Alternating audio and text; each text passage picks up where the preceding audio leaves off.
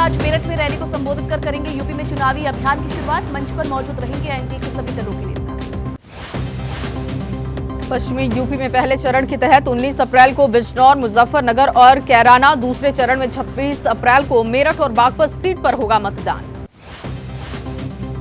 UP BJP अध्यक्ष भूपेंद्र चौधरी ने अखिलेश पर साधा निशाना, परिवारवादी और भ्रष्टाचारी होने का लगाया आरोप। कहा, यूपी की 80 सीट जीतने का संकल्प करेंगे पूरा।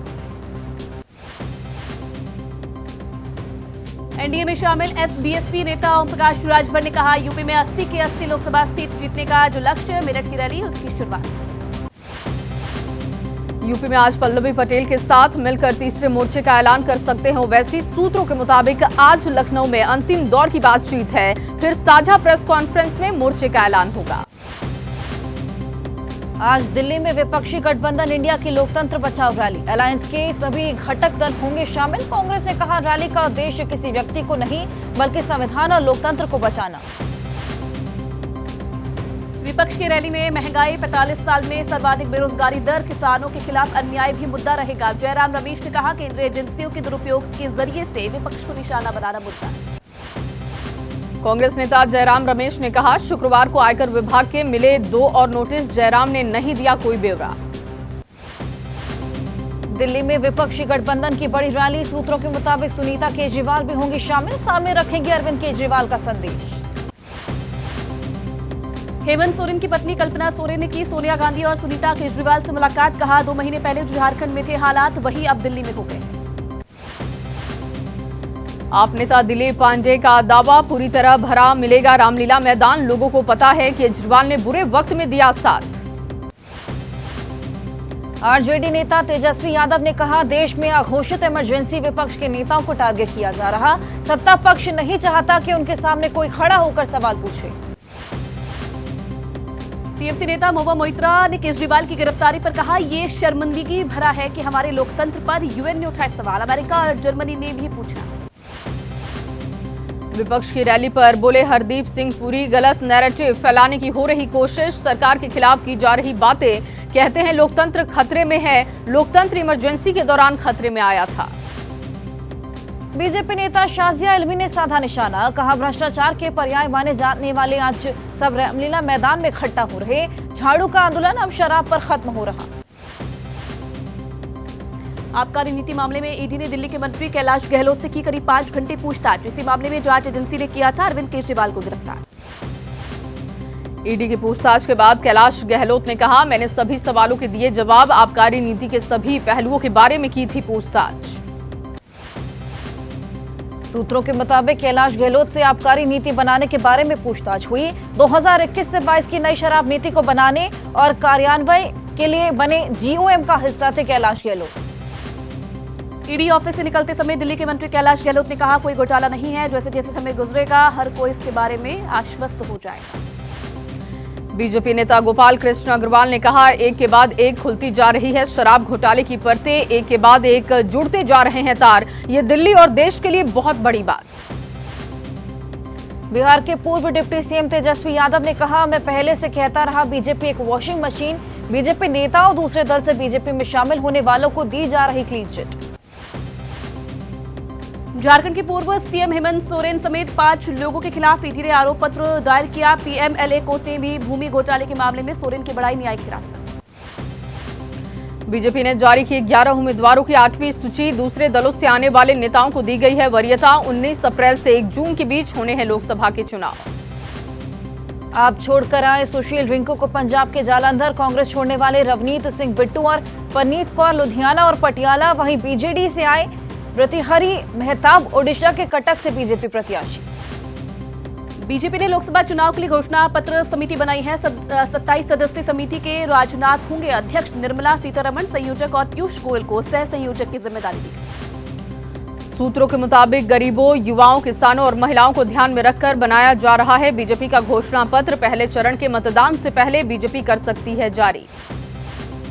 बीजेपी की यूपी के हर बूथ पर 370 वोट अधिक लाने की योजना, टिफिन बैठकों के जरिए कार्यकर्ताओं को किया जा रहा सक्रिय। पीएम मोदी बनारस के कार्यकर्ताओं को संबोधित करेंगे। आज केंद्रीय गृह और सहकारिता मंत्री अमित शाह का राजस्थान का चुनावी दौरा। जयपुर में लोकसभा की कोर कमेटी की बैठक में होंगे शामिल। सीकर में करेंगे रोड शो। आज शाम 6 बजे दिल्ली में कांग्रेस केंद्रीय चुनाव समिति की बैठक है। बिहार की सीटों पर लग सकती है मुहर। बिहार में कांग्रेस 9 सीटों पर लड़ेगी चुनाव। बिहार की 40 लोकसभा सीट में आरजेडी सबसे ज्यादा 26 सीट पर लड़ेगी चुनाव। कांग्रेस 9, सीपीआई-एमएल 3, सीपीआई और सीपीएम एक सीट पर लड़ेगी चुनाव। पूर्णिया से नामांकन दाखिल करने की तैयारी में है। कांग्रेस में शामिल हुए पप्पू यादव। सूत्रों के मुताबिक नहीं मिलेगा कांग्रेस का सिंबल। गठबंधन में ये सीट आरजेडी के पास है। नामांकन पर बोले पप्पू यादव, जनता ने कहा दिया पर्चा भरिए, कह दिया पर्चा भरिए। मैंने राहुल प्रियंका तक पहुंचा दी जनता की बात। गठबंधन टूटने जैसी कोई बात नहीं। हमें भी बड़े बेटे के रूप में लालू जी के आशीर्वाद की अपेक्षा। पूर्णिया सीट को लेकर बोले बिहार कांग्रेस अध्यक्ष अखिलेश प्रसाद सिंह, गठबंधन हो चुका है। पूर्णिया मामले का जवाब दिया जा चुका है, अब इस पर कुछ नहीं कहना। लोक जनशक्ति पार्टी रामविलास के 5 उम्मीदवारों की घोषणा। कार्यकर्ताओं ने चिराग पासवान के आवास पर मनाया जश्न। चिराग पासवान ने कहा एनडीए गठबंधन जीतेगा 40 सीट। पूर्णिया सीट को लेकर चिराग पासवान का तंज, हम लोगों ने ठीक से सीटों का बंटवारा कर लिया, लेकिन विपक्ष में गठबंधन की मर्यादा को तोड़ा जा रहा। चुनाव नहीं लड़ेगी, एनडीए का समर्थन करेगी पशुपति पारस की आरएलजेपी। पूर्व केंद्रीय मंत्री पशुपति पारस ने एक्स पर लिखा। एसपी ने खजुराहो से मनोज यादव को बनाया उम्मीदवार। बीजेपी के मौजूदा सांसद और एमपी बीजेपी अध्यक्ष विष्णुदत्त शर्मा से होगा मुकाबला। गठबंधन के तहत एसपी को एमपी में मिली है 1 सीट। आज से एमपी में कांग्रेस का एक वोट एक नोट अभियान। पार्टी का खाता सीज करने का मुद्दा मतदाताओं तक ले जाने की तैयारी है। चुनाव के लिए आम आवाम से जुटाएगी चंदा। एमपी में कांग्रेस प्रत्याशी दिग्विजय सिंह पदयात्रा के जरिए करेंगे प्रचार। आज राजगढ़ की सुसनेर विधानसभा से शुरुआत करेंगे। 8 विधानसभाओं को कवर करेंगे। एनसीपी शरद पवार ने जारी की महाराष्ट्र में 5 उम्मीदवारों की पहली लिस्ट। बारामती से सुप्रिया सुले फिर लड़ेंगी चुनाव। एनडीए से अजीत पवार की पत्नी सुनेत्रा पवार प्रत्याशी। शरद पवार की पार्टी ने एकनाथ शिंदे के शिवसेना और बीजेपी के खिलाफ निर्वाचन आयोग में दर्ज कराई शिकायत। स्टार प्रचारकों के रूप में दूसरे दलों के व्यक्तियों के नाम प्रकाशित करने का आरोप। शिवसेना उद्धव गुट के नेता आदित्य ठाकरे ने पीयूष गोयल पर लगाए आरोप। कहा झुग्गी वासियों को नमक वाली जमीन पर स्थानांतरित करने की योजना बना रही बीजेपी। पीयूष गोयल ने आदित्य ठाकरे को दिया करारा जवाब। कहा उद्धव ठाकरे और उनके बेटे नहीं तय कर सकते हैं मुंबई का भाग्य। झुग्गियों में रहने वालों को बेहतर जीवन जीने का पूरा अधिकार है। कांग्रेस नेता जयराम रमेश का बयान। कहा अब बदलाव का वक्त आ गया है। किसान और युवा सब परेशान हैं। देश ने सरकार की तानाशाही को देख लिया। बदलाव के लिए वोट करें। कांग्रेस नेता अशोक गहलोत का बयान। इलेक्टोरल बॉन्ड दुनिया का सबसे बड़ा घोटाला। देश में ईडी, सीबीआई और इनकम टैक्स विभाग का राज। लोकतंत्र खतरे में है। एसपी नेता शिवपाल यादव ने बीजेपी पर बोला हमला। कहा बीजेपी पैसा ले तो चंदा और विपक्ष ले तो ईडी और सीबीआई की जांच। सत्ता का दुरुपयोग करने में जुटी है बीजेपी। कांग्रेस नेता विक्रमादित्य सिंह का बयान। कहा मंडी लोकसभा सीट के प्रभारी बनाए जाने के लिए पार्टी का धन्यवाद। चुनाव में प्रभावी और निर्णायक तरीके से लड़ेंगे लड़ाई। दिल्ली में बीजेपी नेता जफर इस्लाम ने कांग्रेस पर बोला हमला। कहा टैक्स फ्रॉड में कोर्ट से और आईटी से राहत नहीं मिली, इसलिए कांग्रेस कर रही प्रदर्शन। केरल के तिरुवनंतपुरम में इनकम टैक्स के खिलाफ कांग्रेस का हल्ला बोल। कांग्रेस ने इनकम टैक्स के ऑफिस के बाहर जमकर किनारेबाजी। लोकसभा चुनाव के मद्देनजर सुरक्षा बलों ने कश्मीर की घाटी में किया फ्लैग मार्च। लोगों को मतदाता के प्रति, मतदान के प्रति किया जागरूक। जम्मू कश्मीर में 7 मई, 13 मई और 20 मई को होंगे मतदान। उत्तराखंड के अल्मोड़ा में सीएम धामी का रोड शो। अल्मोड़ा लोकसभा प्रत्याशी अजय टमटा के समर्थन में रानीखेत में जनता से आशीर्वाद मांगा। मध्य प्रदेश में कमलेश शाह के बीजेपी में जाने पर कांग्रेस नेता नकुल नाथ का बयान। कहा उनके जाने से कांग्रेस को कोई फर्क नहीं पड़ेगा। कांग्रेस की होगी ऐतिहासिक जीत। कूड़े के ढेर में डाले जाएंगे कमलेश। एसकेएम गैर राजनीतिक और किसान मजदूर मोर्चा का आज अंबाला में शहीदी समागम है। खनौरी बॉर्डर पर मारे गए किसान शुभकरण सिंह की याद में करेंगे कार्यक्रम। बीजेपी के वरिष्ठ नेता लालकृष्ण आडवाणी को आज दिया जाएगा देश का सर्वोच्च सम्मान। राष्ट्रपति द्रौपदी मुर्मू आडवाणी को घर पर जाएंगी और देंगे भारत रत्न सम्मान। ओडिशा के पुरी में सैंड आर्टिस्ट सुदर्शन पटनायक ने लालकृष्ण आडवाणी को बधाई देते हुए बनाई सैंड आर्ट। आज लालकृष्ण आडवाणी को भारत रत्न से सम्मानित किया जाएगा। आज दोपहर 2 बजे जारी हो सकता है बिहार बोर्ड 10वीं परीक्षा का रिजल्ट। 10वीं की परीक्षा में बिहार के 16 लाख से अधिक छात्र छात्राओं ने दी है परीक्षा। छत्तीसगढ़ के नारायणपुर में नक्सलियों के खिलाफ चला अभियान। 48 घंटे में सुरक्षा बलों और नक्सलियों के बीच 3 मुठभेड़। यूपी के हापुड़ में एसपी नेता और प्रॉपर्टी डीलर की पत्नी की गोलियों से भूनकर हत्या। मामले की जांच पड़ताल में जुटी है पुलिस। पुलिस ने शव को पोस्टमार्टम के लिए भेजा। आगरा में पुलिस ने सॉल्वर गैंग के 3 सदस्यों को गिरफ्तार किया। छात्र छात्राओं की फोटो और पहचान बदलकर दूसरे से दिलाते थे एग्जाम। परीक्षा के बदले ऐंठते थे मोटी रकम। यूपी के शाहजहांपुर में घरेलू गैस सिलेंडर फटने का वीडियो सामने आया। घर से निकला आग का गोला। हादसे में 5 लोग घायल। सीसीटीवी में कैद हुई धमाके की तस्वीर। चंडीगढ़ में पीजीआई के एडवांस्ड कार्डियक सेंटर में लगी आग। ऑपरेशन थिएटर में सर्जरी के वक्त आग लगने से मचा हड़कंप। मरीजों को दूसरे आईसीयू में किया गया शिफ्ट। दिल्ली में फ्लाईओवर पर स्टंट करना भारी पड़ा। यातायात नियम तोड़ने पर 36,000 का कटा चालान और कार सवार भी गिरफ्तार हुआ। मॉडिफाई कार भी जब्त हुई।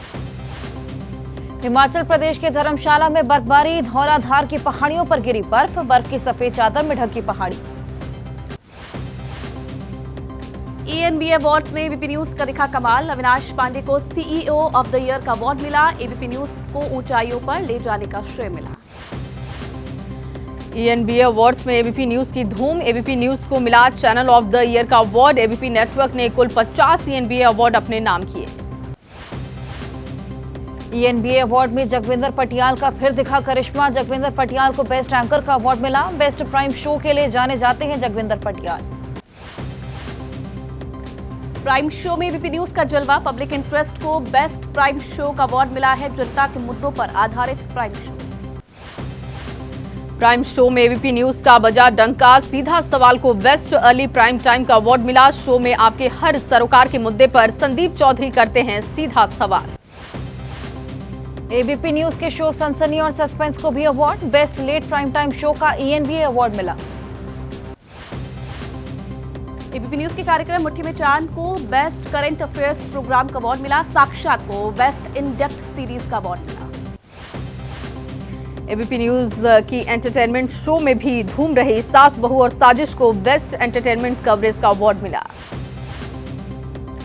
कोरोना के बाद चीन में पहली बार और इजरायल हमास युद्ध कवरेज के लिए बेस्ट इंटरनेशनल न्यूज कवरेज का मिला अवार्ड। कांझावला कांड की कवरेज के लिए बेस्ट न्यूज कवरेज का अवार्ड।